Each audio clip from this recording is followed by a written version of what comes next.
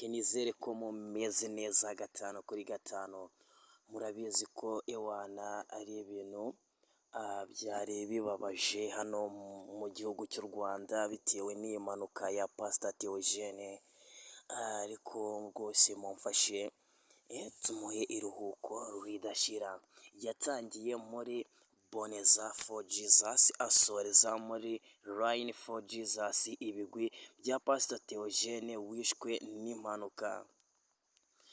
Aya ni amakuru rero ku rupfu rwa Pastor Theogene, mu gihe hakomeje kuvugwa byinshi ku rupfu rwa Pastor Theogene Niyonshuti. Twaganiriye n'uwageze ahabereye impanuka yamuhitanye, adutangariza byinshi ndetse akura urujijo ku byatangajwe bitari byo, kuko urupfu rwa Pastor Theogene ruri kugenda ruvugwaho na benshi kandi ku bintu bitandukanye.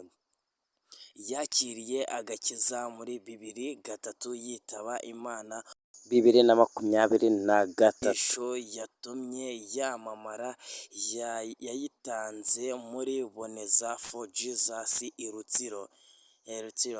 Inyigisho ye ya nyuma yayitanze muri Line for Jesus i Bugesera. Urugo rwe rwabagamo abantu 23 bavuye mu biyobyabwenge. Urupfu rwe rwashavuje abaminisitiri, ibyamamare, abapotre n'abasore bo mu muhanda. Pastor Theogene Niyonshuti wakoreraga umurimo w'Imana muri itorero rya ADEPR Kamuhoza, paruwase ya Muhima mu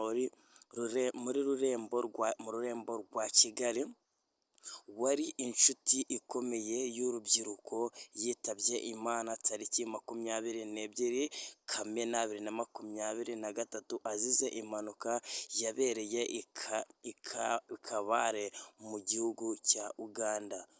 Urupfu rwe rwababaje benshi barimo abazwi cyane nka Levi Israel Ndayizeye, umushumba mukuru wa ADEPR, Minisitiri w'ubutegetsi bw'igihugu Jean Claude Musabyimana, Minisitiri w'urubyiruko Dr. Otoma Twishima, King James, Anita Pendo, Junior Giti, Apotre Dr. Paul Gitwaza, Aline Gahongayire, Kaptoki ndetse n'abandi benshi bakomeje bababaye bashyonguwe n'urupfu rwa Pastor Theogene.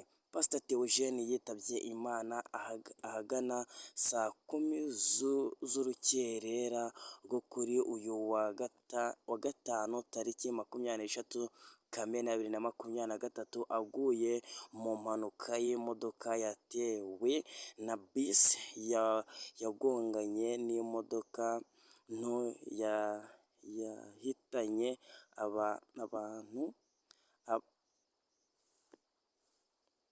abana batatu. Yabereye mu birometero 4 uvuye i Kabale mu gihugu cya Uganda. Bisi yavaga i Kigali yerekera i Kampala, naho imodoka ya Pastor Theogene Niyonshuti yarimo yavaga i Kampala yerekera i Kigali.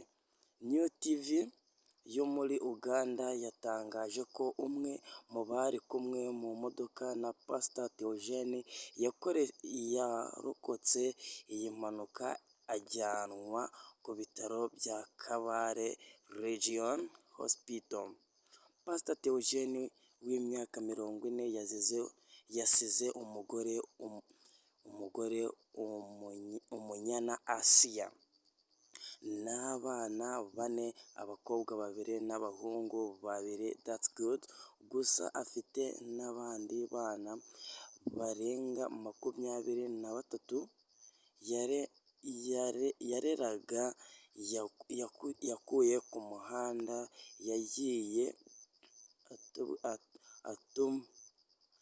Yagiye atumirwa kubwiriza ahantu hanyuranye, rimwe na rimwe agatumirwa ari kumwe n'umugore we.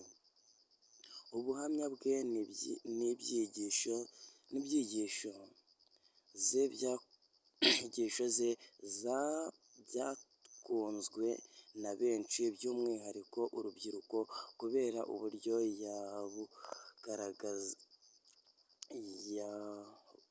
uburyo yabugaragazagamo akoresheje amagambo agezweho mu rubyiruko ndetse n'imvugo yumvwa cyane n'abana bo ku muhanda.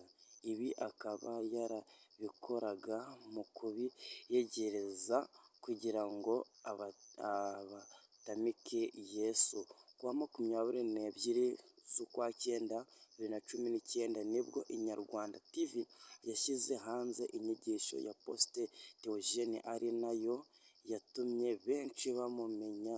Ni inyigisho yatangiriwe mu karere ka Rutsiro mu murenge wa Boneza mu giterane cyiswe Boneza for Jesus cyari cyateguwe na Arise Rwanda Ministries at KM Pray. Pastor Theogene wari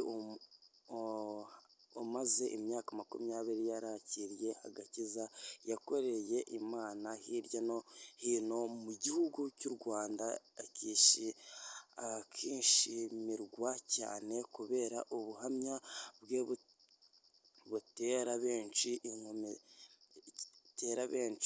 inkomezi. Abakurikira YouTube baramuzi cyane kuko igihe kinini yabaga arimo kuhatanga ibiganiro n'ubuhamya. Nyuma y'urupfu rwe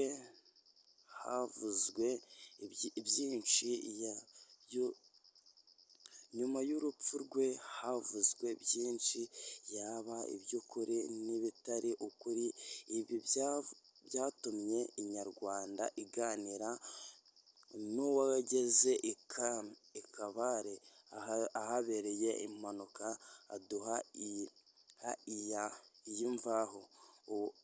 Uwaduhaye amakuru ni Dominic Habumugisha usanzwe ari umunyamakuru kuri Radio Ishingiro ikorera mu karere ka Gicumbi.